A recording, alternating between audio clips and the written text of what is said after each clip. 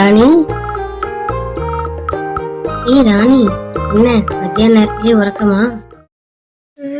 வா சித்ரா, ரொம்ப டயர்டா இருக்கு. வா வந்து உட்கார். ரொம்ப நாள் ஆச்சு உன்னை பார்த்து. ஏன் இவ்வளோ டயர்டு? அதை ஏன் கேட்குற? சமைக்கிறதுக்கே லேட் ஆயிடுது. அப்புறம் வீட்டு வேலை மற்ற வேலையெல்லாம் செஞ்சு முடிச்சுட்டு வந்து உட்காரும்போது அப்பாடான்னு ஆயிடுது. வீட்டு வேலையும் வேலை தானே, செஞ்சா தானே முடியும். அப்புறம் டயர்ட் ஆகாம என்ன பண்ணும்? உனக்கு புரிஞ்ச மாதிரி எல்லாத்துக்கும் புரிஞ்சா பரவாயில்ல. என்ன வீட்டுல சும்மாதான் இருக்கியா அப்படின்னு கேக்குறாங்க. ஆமா ராணி, வீட்டுக்கு வந்தா வீடு சுத்தமா இருக்கிறது, எனக்கு வேணுங்கிற பொருள்லாம் தயாரா இருக்கிறது, துணிமணில இருந்து சாப்பாடுல இருந்து தண்ணியில இருந்து, இதெல்லாம் ஒரு ஆள் வீட்டுல இருந்து செஞ்சாதான் இப்படி இருக்குங்கிறது எத்தனை பேர் எப்பதான் புரிஞ்சுக்குவாங்களோ தெரியல. சரி விடு, காலம் மாறும். வா, நான் உனக்கு இன்னைக்கு காஃபி போட்டு தரேன். உனக்கு எதுக்கு சித்ரா இந்த சிரமம்? நான் தான் உனக்கு போட்டு தரணும். அப்படியெல்லாம் ஒரு கணக்கும் இல்லை. வா, ரெண்டு பேரும் கிச்சனில் போய் பேசிக்கிட்டே காஃபி போடலாம். கிச்சனை ரொம்ப நீட்டாக வச்சிருக்கேன். எல்லாரும் ஆஃபீஸ்க்கும் ஸ்கூலுக்கும் கிளம்புனதுக்கு அப்புறம் தான் சுத்தம் பண்ணவே வருவேன். கழுவுறதெல்லாம் எடுத்து போட்டு நீட்டாக தொடச்சுட்டு எல்லாம் பண்ணுறதுக்கு எனக்கு 20 to 30 minutes ஆகிடும். வா சித்ரா, நம்ம காஃபி போட்டுட்டு தோட்டத்தில் போய் குடிக்கலாம்.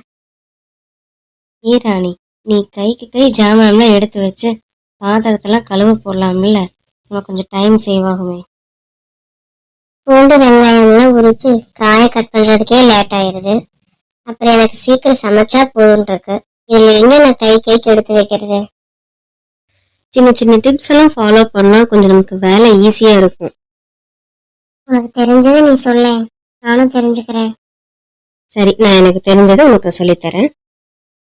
First mind set. நம்ம என்ன சமைக்க போறோம்னு முன்னாடியே பிளான் பண்ணிருக்கணும். கிச்சனுக்குள்ள போயிட்டு யோசிக்க கூடாது. நம்ம முன்னாடியே பிளான் பண்ணிட்டோம்னா நம்ம பிரெயின் வந்து அதுக்கு செட் ஆயிரும். இது நீ முன்னாடியே முடிவு பண்ணிட்டீங்கன்னா கிச்சனுக்குள்ள வரும்போதே அடுத்தடுத்து என்ன பண்ணணுங்கிறது ஒரு கிளாரிட்டி உன் மைண்டுக்கு கிடைக்கும். சமைக்கிறதுக்கு என்னென்ன தேவையோ அதெல்லாம் நீ முன்னாடி வாங்கிட்டு வந்து வச்சுக்கணும். அது மட்டும் இல்லாம வேணுங்கிற பொருள் எல்லாம் எடுத்துட்டு வந்து ஸ்லாப்லயும் வச்சுக்கணும். ஒவ்வொரு டைமும் நீ ஃப்ரிட்ஜுக்கு போய்கிட்டு இருக்க கூடாது. ஒவ்வொரு தடையும் ஃப்ரிட்ஜுக்கு போகிறதுக்கு பதிலாக என்ன தேவையோ அதெல்லாம் ஒன்றா கொண்டாந்து ஸ்லாபில் வச்சுட்டோம்னா டைம் சேவ் ஆகும். நீ சொல்கிறது கரெக்டு தான். நான் தான் அடிக்கடி கருவேப்பிலையை மறந்துட்டேன், இஞ்சி மறந்துட்டேன்னு போய்கிட்டே இருப்பேன். ஒரு பவுல்ல தண்ணி வச்சுக்கிட்டா நமக்கு அப்பப்ப கழுவணுங்கிறத அதை யூஸ் பண்ணி கழுவிக்கலாம். ஒவ்வொரு டைமும் பைப்புக்கு போக வேண்டிய அவசியம் இல்லை. சமைக்கிறதுக்கு நார்மல் வாட்டருக்கு பதிலாக சுடுதண்ணி யூஸ் பண்ணோம் அப்படின்னா கொஞ்சம் சீக்கிரம் வேகும். இன்னொரு முக்கியமான விஷயம் எதுன்னா ஆர்டர் ஆஃப் த டிஷ். எதை ஃபர்ஸ்ட் சமைக்கணும், எதை ரெண்டாவது சமைக்கணும், எதை மூணாவது சமைக்கணும் அப்படின்னு ஒரு பிளான் நம்ம பண்ணணும். நான் ஃபஸ்ட்டு பொரியலுக்கு தாளிச்சு விட்டுட்டு அப்புறம் தான் குழம்பு ரசம்லாம் வைப்பேன். ஏன்னா அது கொஞ்சம் டைம் எடுக்கும்ல. நம்ம குழம்பு ரசம் வைக்கிறதுக்குள்ள பொரியல் கொஞ்சம் வெந்துக்கும்ல. அவங்க குக்கிங் ஸ்பீடை வச்சு இது மாறுபடும். நான் ஃபர்ஸ்ட் குழம்பு தான் பார்ப்பேன். ஏன்னா குழம்பு வந்து நம்ம அடிக்கடி அதில் ஏதாவது பண்ணிக்கிட்டே இருப்போம் வேலை. அதனால குழம்புக்கு காயெல்லாம் வணக்கி விட்டுட்டு அப்புறம் பொரியல காய் வணக்கி விட்டுட்டு திருப்பி எனக்கு தேங்காய் அரைச்சி ஊற்றுறது இல்லை புளி ஊற்றுறது அந்த மாதிரி வேலையெல்லாம் பண்ணுவேன் நான். அப்படின்னா தேங்காயெல்லாம் முன்னாடியே திருவி வச்சிருக்கணும், அப்படிதானே? நான் அதை கத்தி வச்சு நோண்டி எடுத்துருவேன். இன்னொன்று, நீ வந்து பேரலெல்லாம் வேலை பண்ணணும். அப்போ உனக்கு இன்னும் கொஞ்சம் சீக்கிரம் முடியும். அது எப்படி ஒருத்தரே 2 வேலையை பார்க்க முடியும்? இல்லை ராணி, நான் அதை சொல்லலை. இந்த பூண்டு வெங்காயம்லாம் தண்ணியில் போட்டு உரிச்சோன்னா கொஞ்சம் சீக்கிரம் உரிச்சிடலாம். அதை உரிச்சு வச்ச உடனே நான் பாத்திரத்துக்கு அடுப்பில் வச்சு எண்ணெய் ஊற்றி கடுகு போட்டுருவேன், சிம்மில் வச்சிருவேன். அது பொரியிற கேப்பில் வெங்காயத்தை கட் பண்ணிக்குவேன். வெங்காயம் வணங்கையிலேயே மஞ்சத்தூள் போட்டுட்டேன்னா மஞ்சத்தூள் வாசமும் அடிக்காது. இது எங்கள் அப்பா சொல்லி கொடுத்த டிப்ஸ். என்ன, கடுகு போட்டுட்டு தான் கட் பண்ணுவியா? அப்ப கடுகு கரிஞ்சு போயிடாதா? நீ சிம்ல தானே வைக்கிற, அதனால அவ்வளோ சீக்கிரம் அது கரிஞ்சிடாது, டைம் இருக்கும். பாத்திரத்தை பொறுத்தும் இருக்கு. ரொம்ப லேசான பாத்திரம் வச்சேன்னா சீக்கிரம் கரிஞ்சிடும். நம்ம கத்தி கட்டுறதானே இப்போ எல்லாம் யூஸ் பண்றோம்.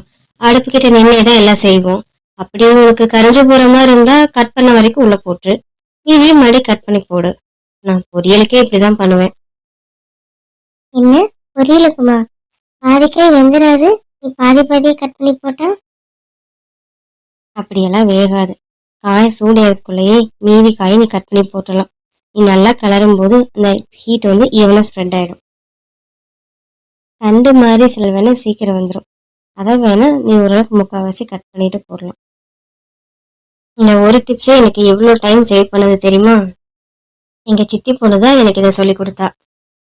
அவ்வளவுதானா இல்ல இன்னும் இருக்கா? இன்னும் ஒரு லாஸ்ட் டிப். ஏதாவது ஒரு ஆடியோ புக்கு கேட்டுட்டே நம்ம சமைக்கலாம். இப்போ நிறைய மோட்டிவேஷன் புக்ஸ் எல்லாம் பற்றி சொல்கிறாங்க இல்லையா?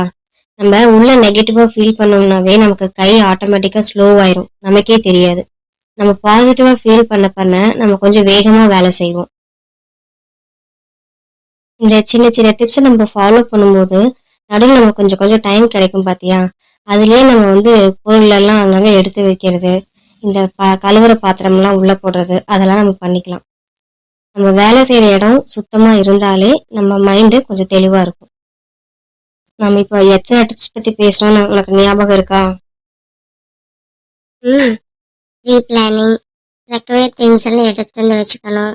பவுலில் தண்ணி, சுடு தண்ணி, அப்புறம் ஆர்டர் ஆஃப் த டிஷ்ஷஸ்ஸு, பேரலாக ஒர்க் பண்ணணும். அதுக்கப்புறம் ஏதாவது ஆடியோ புக்கு கேட்கணும். கரெக்டா? பரவாயில்லையே, எல்லாமே ஞாபகம் வச்சிருக்கே.